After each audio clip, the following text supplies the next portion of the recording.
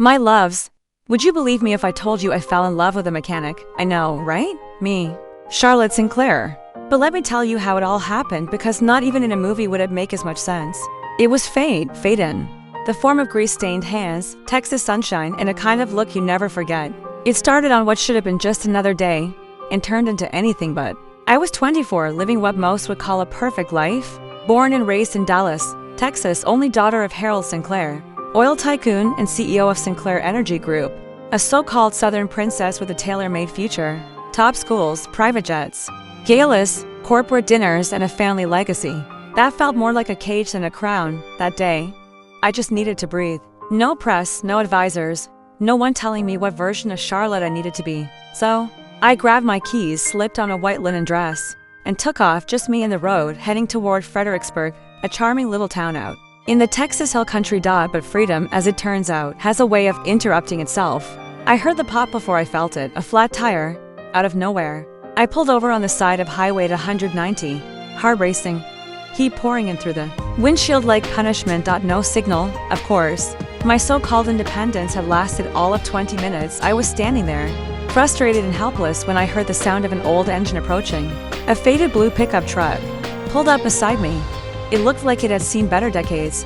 Then he stepped out. Tall, tan from the sun, worn out jeans, grease-streaked hands, white t-shirt clinging to arms that clearly knew hard work. And those eyes, kind, steady, like they already knew how the story would end. "Need a hand, ma'am?" he asked with that slow, soft Texas drawl that felt like a warm breeze. I tried to stay composed. "Just a flat tire," I said. "But I've got it under control." He laughed gently. "That dress wasn't made for changing tires. Let me take care of it." Before I could protest, he was already crouched down, working, calm, confident, completely unfazed by the heat or my awkward hovering. I stood there, watching him, trying not to stare too much, failing completely. When he finished, I reached for my purse. "How much do I owe you?" He leaned against the hood, pulled off one glove, and gave me the faintest half smile. "That smile of yours? Worth more than any invoice." I froze. Charlotte Sinclair, who dined with governors, debated with board members, and given press interviews in 3 languages, suddenly couldn't find a single word to say. He held out his hand. "Name's Ethan Cole. I run the garage just up the road. Cole's Garage, right at the entrance to town. If you ever need anything else, you know where to find me." Then he was gone, just like that. No charge, no expectations, just a goodbye wave, and that smile, and me. I stood there watching his truck disappear into the horizon, feeling like something had just changed. And I didn't know what yet. Asterisk, if the story is touching your heart, don't forget to hit that like button. It really helps the channel and shows me that you want to hear more real stories like this one. Subscribe and turn on the little bell so you never miss the next chapter. And if you know someone who's in love and needs a story like this today, share it with them. Sometimes a simple story can change an entire day. Thank you for being here and for listening with your heart. You know those people who show up in your life for 5 minutes, but live rent-free in your mind for days. Yeah, that was Ethan. I went back to Dallas that same evening. Same skyline, same pressure, same routine, but I wasn't the same. Everything felt off. The polished floors of the Sinclair Energy headquarters, the daily meetings, the talk of mergers and investments, it all felt colder than usual. Like the version of me that fit in that world didn't quite fit anymore. Because every time I closed my eyes, I saw him, that blue truck, that voice, that line, that smile of yours, worth more than any invoice. I should have let it go. I mean, come on. One random meeting on the side of the road, a mechanic from a small town. I was raised to know better, to be logical, to protect the Sinclair name. But my heart? It didn't care about last names or zip codes. I found myself Googling Cole's Garage at 2 in the morning. I stared at the little map pin on Fredericksburg like it was a portal to a different version of me. One where I wasn't scheduled, styled, and spoken for. And then I did something reckless for the first time in maybe ever. I told my assistant I'd be gone for the weekend. Told my parents I was visiting girlfriends for a spa getaway. Packed a bag, nothing fancy, just jeans and a white tee, and drove straight back to that little garage. My heart was pounding the whole way. I parked across the street, palms sweating like I was about to do something criminal, which was funny, because all I was doing was hoping to see him again, and there he was, bent over the hood of a vintage Mustang, grease on his forearms, music playing softly in the background, Lynyrd Skynyrd. If I remember right, he looked up, paused, smiled. "You again?" My stomach flipped. "Tires fine," I said, trying to sound casual. "But maybe I owe you a coffee?" He didn't answer right away, just looked at me, long enough to make me forget how breathing worked. Then he nodded, slow and easy. I take my coffee black, you drive, I'll choose a place, and just like that, we got in my car. And everything changed. We didn't say much on the way to the coffee shop. The silence wasn't awkward. It was charged, like every unsaid word was dancing between us, daring one of us to break the tension. I glanced over at him as I drove, his hand resting on the open window, wind messing up his hair. That relaxed posture, like he belonged to the road, not to anyone's rules. And then he looked at me, just one glance, but it lingered long enough to make my throat dry and my hands tighten on the wheel. We ended up at a small cafe tucked into the side of town. Nothing fancy, with chairs, handwritten menu. The kind of place where people still read the newspaper. He knew the barista by name. I ordered a cappuccino. He got his usual black. Just like he said. We sat by the window. And finally, we talked. At first, it was light. He asked about my trip. I lied about visiting friends. I asked about his garage. He said he liked fixing things that don't give up on being fixed. Then I asked, casually, so, you're from here? He hesitated. Moved here a few years back. Needed peace, small town gives you that. I nodded, pretending not to be curious. But I was. So curious. And before that, another pause. He sipped his coffee and looked out the window. Another life. One I don't miss much. There was a weight in his words. Not sadness, exactly. More like history. The kind you don't offer up easily. And then he turned to me. Really looked at me. What about you? What's a girl like you doing? Out here alone? I laughed, nervously escaping. For a little while, he tilted his head. From what? I looked down at my cup. Stirred it even though it didn't need stirring from everything I'm supposed to be. And for the first time, there was no pretending. We sat there, to strangers in a cafe. Both running from something, both pretending we weren't, and then he said something that froze me. You're not like the people I usually meet. But the problem between us isn't how I feel. I looked up, heart racing. He finished, it's that our worlds aren't the same. The table between us suddenly felt like a canyon. I wanted to reach across it, say something brave, clever, romantic, but I didn't because I felt it too. As much as I wanted to believe in the fairy tale. He was right. Oil heiresses don't fall for mechanics, at least, not in real life. In real life, I didn't plan for it to become a secret. At first, I told myself it was just coffee, one ride, a passing moment.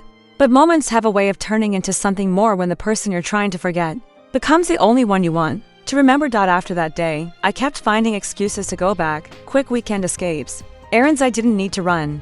I even told my parents I joined a wellness retreat in the hill country. Can you believe that? Truth is, I was retreating, just not in the way they thought. Every time I walked into that dusty little garage and saw him wiping his hands with that same worn-out rag, my heart sped up like the engine of a race car. We started spending time together, quiet walks, coffee, on tailgates, evenings under the stars behind his workshop, sitting on toolboxes and talking like the world outside didn't exist. But we didn't touch, not yet. There was a line neither of us wanted to cross too fast, like we both knew that. Once we did, there'd be no going back. Still, the tension? Unbearable. The way he looked at me when I talked, like he was listening to more than just my words. The way our hands would brush accidentally, then pull back, too fast to be innocent, too slow to be casual. And the way he'd smile, that half smile that drove me crazy. He never rushed me, never made me feel like I had to explain myself. One night, we were sitting in the back of his truck, legs dangling, crickets chirping all around us. And I finally asked, "Why haven't you ever tried anything?" He turned to me, his eyes steady. "Because you're not a fling, Charlotte. You're not a break from my life. You're something I don't want to ruin." I didn't know what to say. I felt like crying, smiling, kissing him, all at once. So I just leaned my head on his shoulder. And he whispered, "I can't promise you riches. I can't give you the world your family built. But I can give you the truth, always." And in that moment, I realized something terrifying and beautiful. I was falling in love with someone who didn't fit into my world, but fit perfectly into my heart. A whole year. 12 months of lies, cover stories, and late night drives just to see the only person who made me feel alive that no one knew. Not my friends, not my father, not the media vultures who stalked every gala, fundraiser, and press event waiting for the next Sinclair headline to the world. I was still Charlotte Sinclair, polished, composed, heir to a billion-dollar empire, but in secret. I was a girl who'd fallen for the mechanic from Fredericksburg, and God, I was so in love. There was something sacred about the way we protected it, our love. It was ours, untouched by the noise, the expectations, the pressure of a last name. We celebrated anniversaries sitting on a blanket by the river. He carved our initials into the underside of a picnic table behind his garage. I'd bring wine in paper bags. He'd make us grilled cheese over a fire pit like we were 17. We laughed a lot, kissed like we didn't know how to stop, held hands like it was the only truth that mattered. But love in hiding, it wears on you. I hated the lies, the excuses, the way my chest tightened every time someone asked, seeing anyone? And I had to smile and shake my head like nothing, like he didn't exist. One night, after another long weekend of pretending I was with the girls, I snapped. I showed up at the garage just before midnight, mascara smudged from crying the whole drive. He opened the door and froze. "You okay?" I walked in, arms crossed, pacing. "Do you ever think maybe we're just fooling ourselves?" His jaw tensed. He didn't speak. "I mean, we've been together for a year, Ethan. And I still have to hide you like you're a scandal." He looked at me then, really looked, and said, "You think I haven't wanted to scream it to the world that I'm not proud to love you?" I blinked. "Then why do you act like you don't belong in my life?" That's when he stepped back, quiet, almost haunted. He reached into a drawer, pulled out an old folder, and handed it to me. Inside was a diploma. New York University, Bachelor of Business Administration, Ethan Cole. I stared at it. He waited. I looked up, stunned. "You went to NYU." He nodded slowly. "Graduated top of my class. Thought I was gonna build companies, run numbers, lead something big until..." He paused. "Until a woman I was engaged to ran off with my best friend and the startup we were building together, took everything, the money, the team, the future I thought I had." Silence. He sat on the edge of his workbench, eyes distant. "Coming here, fixing engines, it was the only way I didn't lose myself to." My heart cracked open. Right there in that dimly lit garage, I sat beside him, took his hand, and in that quiet moment, I realized something huge. He wasn't just a mechanic. He was a man who had once dreamed big and had it all stolen. And somehow, he still loved with everything he had left. Asterisk, some truths hit harder than lies. That night, after he showed me the diploma, I couldn't sleep. I lay in bed staring at the ceiling of the little inn I always booked under a fake name, replaying his words again and again. NYU, top of his class, a startup, a fiancé, a betrayal. And the part that hit me the most, he had never told me. Not in all the months we'd spent tangled in laughter, kisses, whispered dreams. How could someone like him, smart, ambitious, good, end up fixing carburetors in the middle of nowhere and never say a word? The next morning, I went back to the garage early. I didn't knock. He was under a car, humming softly to himself like nothing had happened, but I was carrying a storm. "Why didn't you tell me?" He paused, slid out from under the car, wiped his hands, looked me in the eye. "I didn't think it mattered." "Didn't matter?" I repeated, my voice already cracking. "Ethan, you built something, you lost something, and I've spent a year thinking you were just content here." He leaned against the wall, silent. I wasn't done. "You let me believe I was the only one hiding, that I was the one living a double life while you were just simple. But you're not. He didn't flinch, just waited, and then, finally, he spoke. "You want the truth? Fine. I didn't tell you because I was ashamed." That word ashamed. It shattered something in me. Ashamed of what? He looked down, swallowed. Of how stupid I was, of trusting people who didn't deserve it, of building my whole future around a woman who only loved the version of me that could give her power. He stepped forward, voice softer now. "She was my everything. We were building a company, our dream. I thought we were a team. Until I walked in one night and found her with my best friend, my co-founder." I covered my mouth. He kept going, steady, honest, raw. "She took the startup, the investors, the software, even the pitch deck, and no one cared. Because they had the brand couple they wanted. I was just the guy who coded it." He exhaled. "So I left New York, burned every bridge, came here, started over with engines. Because at least they break for honest reasons." I stepped toward him, slowly, tears already stinging. "Why me, Ethan?" He looked at me like it was the easiest answer in the world. "Because when I met you didn't ask what I had, you just smiled, and for the first time in years, I felt like I could breathe. I couldn't hold it anymore." I threw my arms around him, held him tighter than I'd ever held anyone, and whispered the only truth that mattered. "I don't care who you were. I care who you are right now. Here." And in that hug, in that garage with grease on his shirt and my tears on his shoulder, I understood something deeper than love. I wasn't the only one afraid of not being enough. We both had scars, we were just learning to trace them together. They say when it rains, it pours, and for the Sinclair empire, the skies open wide. It started with a single missed target, then a leak, then headlines. Sinclair Energy reports unexpected drop in Q3 earnings. Is Charlotte Sinclair ready to take the helm? Suddenly, I wasn't just the heiress, I was the future of the company.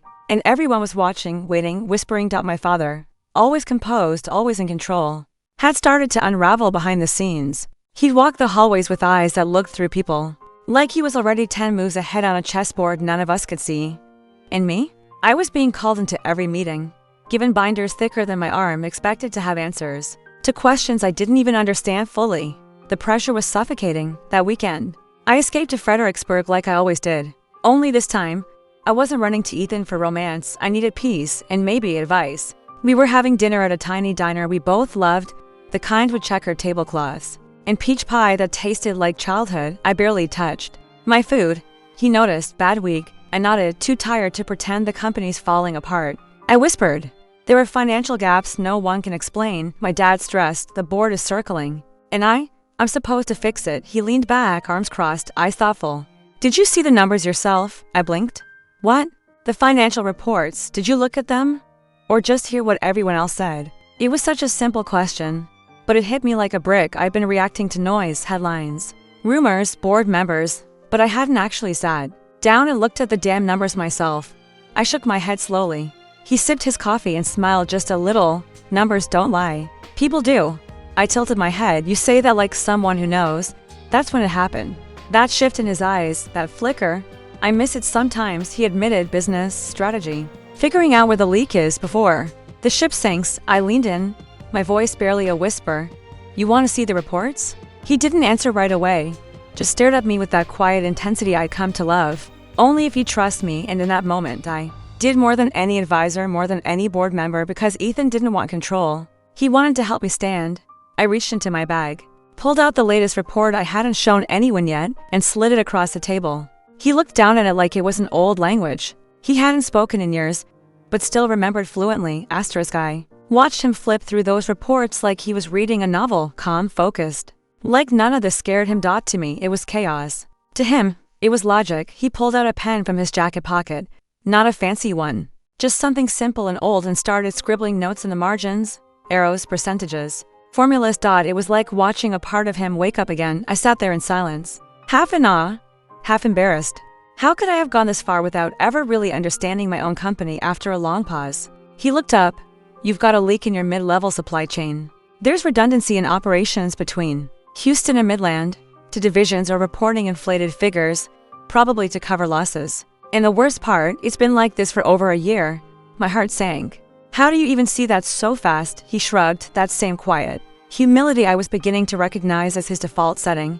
Numbers talk. You just have to know how to listen. I felt a wave of shame, and then something else. Relief. Because for the first time in months, someone wasn't panicking. He wasn't trying to impress, or cover, or manipulate. He was just solving the puzzle. You're really good at this, I whispered.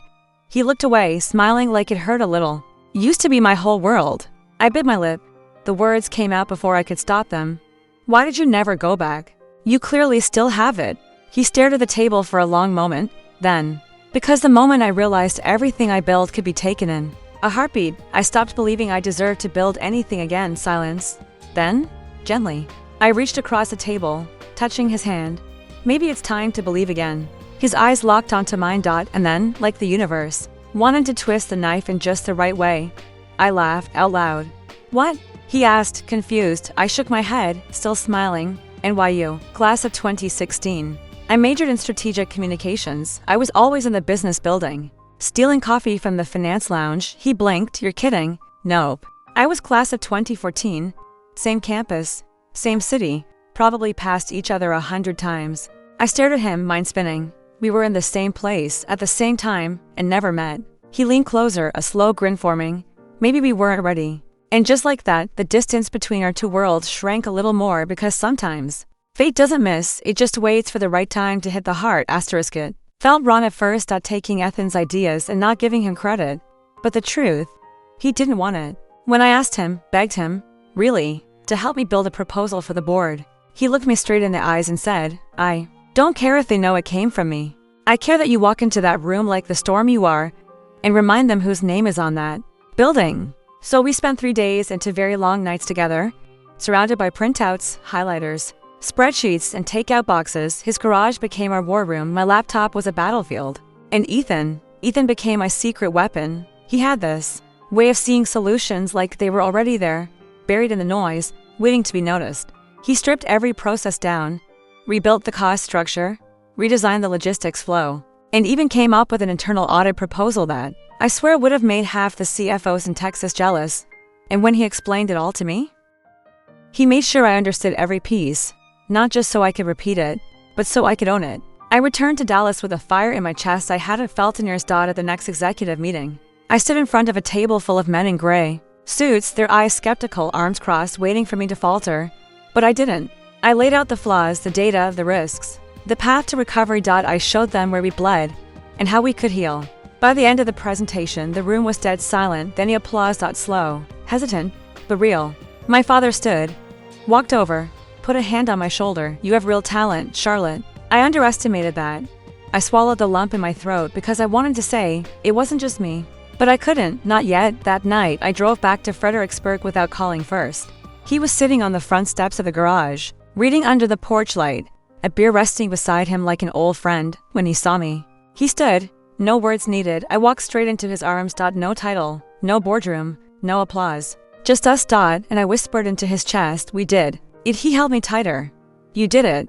But deep down, I knew the truth. We were unstoppable. Even in secret, the company rebounded faster than anyone predicted. Within a quarter, profit stabilized. Efficiency soared. Clients that were pulling away came back. People started smiling again in the elevators. The headlines changed. Sinclair Energy, a surprising turnaround. Charlotte Sinclair steps into the spotlight, and the truth, it was surprising. Not because I wasn't capable, I was, but because the real reason behind my success was still hidden in a small garage 2 hours away, tinkering with engines while the world applauded me. At first, I told myself it was okay, that maybe this was what Ethan wanted, that staying out of the spotlight was his choice. But with each article, each handshake, each congratulatory toast, I felt the weight of what we were. Hiding pressed harder on my heart. At home, I smiled. At work, I excelled. But inside, I ached. I wanted the world to know that the man I loved, the man who saved this empire, was more than a secret.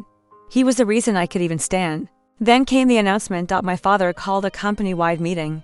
All offices, all departments, hundreds of employees watching live. He stood in the center of the headquarters glass atrium, the Sinclair logo shining behind him, and said, today we celebrate not just recovery, but brilliance, vision, and courage. I knew what was coming. He turned to me, beaming, and continued, Charlotte Sinclair didn't just protect what we built, she reinvented it, and we want to honor that leadership publicly. My chest tightened. I smiled through it, nodded, said all the right things, but inside I heard Ethan's voice. I don't care if they know it came from me. I care that you walk into that room like the storm you are. But I wasn't a storm, not without him, that night. I couldn't sleep. The guilt was too loud. I called Ethan, told him everything about the meeting, the speeches, the praise. He didn't sound bitter. You deserved every word, he said gently. But I could hear the distance. So I made a decision, one that would change everything. I wasn't going to let the world keep applauding half the truth. There are moments in life that split time. Before and after. For me, this was one of them. The Sinclair headquarters was buzzing with energy. Cameras being set up, lanyards clipped to collars, laptops open, smiles rehearsed. This was a big one, the formal recognition. An all-hands company meeting, broadcasted to every branch, every executive, every employee. And I was a star. I stood backstage, mic clipped to my collar, pulse hammering like a drum solo in my chest. I could hear my father speaking already. His voice filled the glass atrium like a sermon. When a leader rises in the storm, she doesn't just steer the ship, she changes its course. Applause, then my cue. I walked onto that stage under a rain of lights and polite admiration. Wearing a navy blue suit I didn't even remember putting on. My father handed me the mic, smiling, proud, and I froze. I looked out over the crowd, faces I'd worked beside for years, board members, partners, team leads, all expecting me to say something polished, something inspiring. But what came out was different. Thank you, I began, for this recognition, for your belief, for standing by me during a time when we could have all fallen apart. Pause, deep breath. But I have to say something today that's not in the script. There was a shift in the room, eyes narrowed, a few heads tilted. I didn't do this alone. I know you've all heard my name a lot lately, but behind the scenes, there was someone else. I scanned the crowd, heart racing, and then I turned toward the entry doors. They opened slowly, and there he was, Ethan Cole, wearing a charcoal button down, his hands clean for once, hair combed, eyes locked on mine, and the entire room went still. I walked to the edge of the stage and gestured toward him. This man saved our company. Gasps, murmurs, my father's face went pale. I didn't stop. He's not an executive. He doesn't wear a tie. But when I was drowning, in numbers, in pressure, in doubt, he gave me answers, he gave me clarity. And he never once asked for credit. Ethan reached the stage, I stepped down. His name is Ethan Cole, and he's the reason I'm standing here. The silence was deafening. You could hear the buzz of the cameras, the air conditioning, someone's pen dropping. I turned to my father. He didn't move, didn't blink, didn't say a word, just stared. And in that moment, I didn't know if I destroyed everything, but I knew I was free. Asterisk silence. That's all there was. No clapping, no coughing, not even whispers. Just silence, thick and heavy as Ethan stood beside me. And the legacy I had built in secret stood fully exposed in front of hundreds of people. My father didn't speak. He didn't even blink. His expression wasn't angry, exactly. It was unreadable. Like I'd short-circuited some equation he didn't know how to fix. The man who always had a plan, always had control, looked utterly stunned. Behind him, I saw the boars shifting in their seats. Confused, uncomfortable. One of the VPs leaned toward another and whispered, "Is this the mechanic?" That word hit like a slap. The mechanic. Like that's all Ethan was. I stepped forward. "I know what some of you are thinking," I said. "That this man doesn't belong here. That he's not one of us. That this isn't how it's done." I scanned the room, my voice steady but fierce. "But let me remind you, this company was on the edge. And when no one in this room had a solution, he did.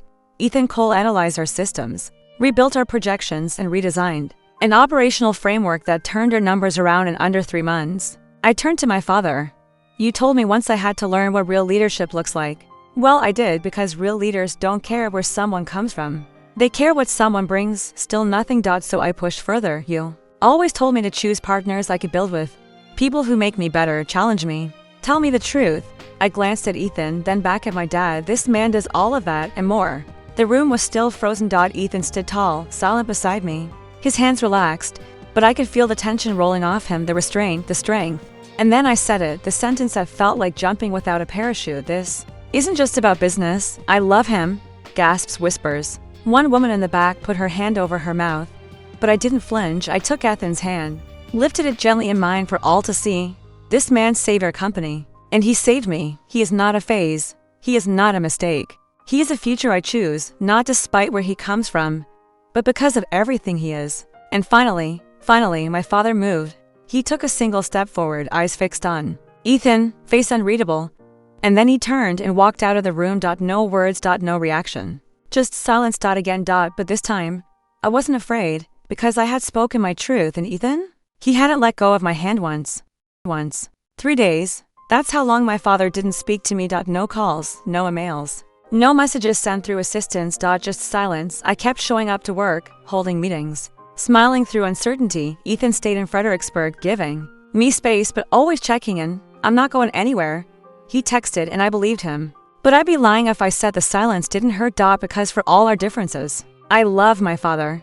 I wanted his respect, his pride, and deep down, I think I wanted his blessing more than I ever admitted, even to myself.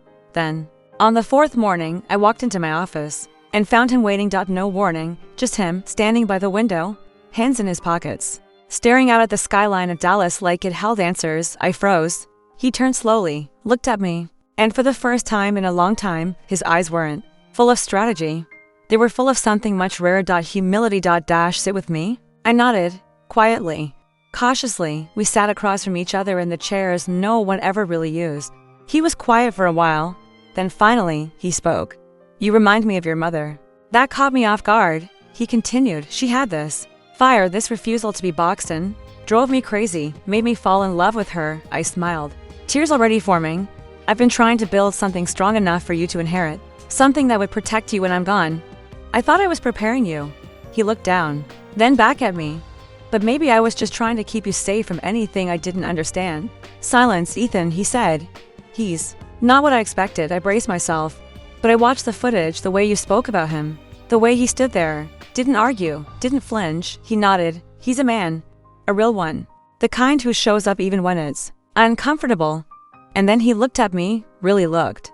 "If he's the one you want to build your life with, then you have my blessing." Just like that. I blinked. Really? He stood, walked to the door, then paused. "Bring him to dinner next week in Charlotte, yeah?" He smiled, that rare, tired smile I'd only seen a few times in my life. You chose well, and just like that, the air in the room changed. My father, the man I'd spent years trying to impress, had finally seen me. All of me. And he accepted the man I loved, not because he fit in, but because he stood firm. 2 years. That's how long it's been since I stood on that stage and told the world the truth. Since then, life has been beautiful. Not perfect, not easy, but real. Ethan officially joined Sinclair Energy a year ago, first as a consultant, then as acting CFO. It caused waves at first. Of course, boardroom whispers, media speculation, headlines like, "The mechanic who became CFO," but you know what shut them all up? Results. In less than a year, our growth doubled, our employee turnover dropped. And for the first time in company history, we were voted one of Texas Monthly's best places to work. Ethan never asked for the spotlight. He always said, "Let the numbers speak for me." But to me, he was more than a strategist or a genius with spreadsheets. He was the man who still left handwritten notes in my planner, who brought me coffee on early mornings, who kissed me like the world could wait. And then one Thursday afternoon, everything changed. It was supposed to be a regular workday. Back-to-back meetings, budget reviews, a quarterly check-in with our West Coast branch. I was exhausted. Ethan texted, "Meet me after work, just us. You'll want comfy shoes." I laughed, sent a thumbs up, and thought nothing of it. At 6:15, he picked me up in the same truck. Yep, the blue one. But it had been restored, shined up, even had new leather seats, still smelled like old oil and cedar, though. He drove in silence, holding my hand. We ended up on a hill just outside Fredericksburg. The sun was setting in full drama, like the sky knew something big was coming. Pinks, golds, oranges, a painting unfolding right in front of us. And then I saw it, a blanket laid out, lanterns flickering softly, a small metal box in the center, wrapped with twine and a note taped to the top. I looked at him. "What is this?" He smiled. "Open it." I knelt, heart thudding, and untied the box. Inside were the handwritten notes we passed back and forth during those first nights building the turnaround plan. My old lanyard from the first board meeting. A photo of us behind the garage, blurry and laughing. And at the very bottom, a ring. Simple, elegant, timeless. I turned, already crying. He was on one knee. "You were running from your world. I was hiding from mine, and somehow we met in the middle. You saved me, Charlotte, piece by piece.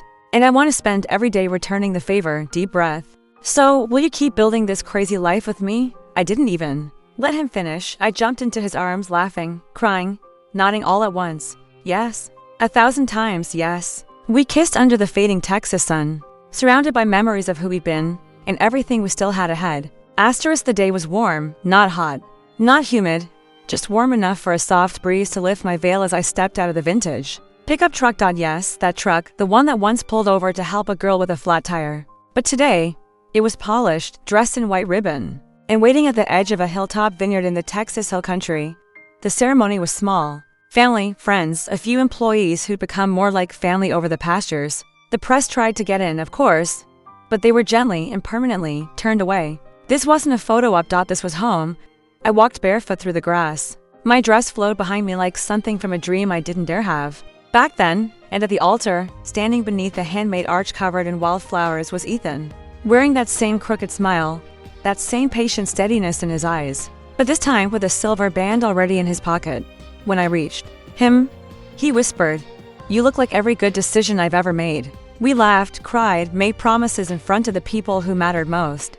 There were no fancy titles mentioned, no resumes read aloud, no pedigrees listed. Just vows. To people, to lives, one path forward. Together, the reception was held at a renovated barn nearby, filled with fairy lights, old records, barbecue, and more dancing than I thought my feet could handle. My father gave a toast that made me cry harder than I expected. To the man I didn't understand at first, and to the daughter who helped me grow into a better father. But the part I'll never forget came later that night. After the guests were gone, after the champagne had been toasted and the dress carefully packed away, Ethan drove us back to Fredericksburg, quiet, peaceful, and we stopped in front of Cole's garage. Only it wasn't just a garage anymore. It had been restored, expanded, painted in soft grays and cream. A new sign above the entrance read, "Sinclair and Cole, Restoration and Strategy," a symbol of where it began and what we became. We stepped inside, just the two of us. Same smell of oil and old wood, same tools on the wall.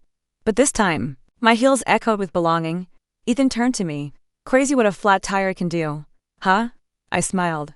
"Heartful. No, not crazy, just meant to be." We kissed there in the middle of that space, under the single hanging bulb that had once lit his lonely nights. And I knew, with every part of me, that this was the life we built brick by brick, word by word. Love by love. Love.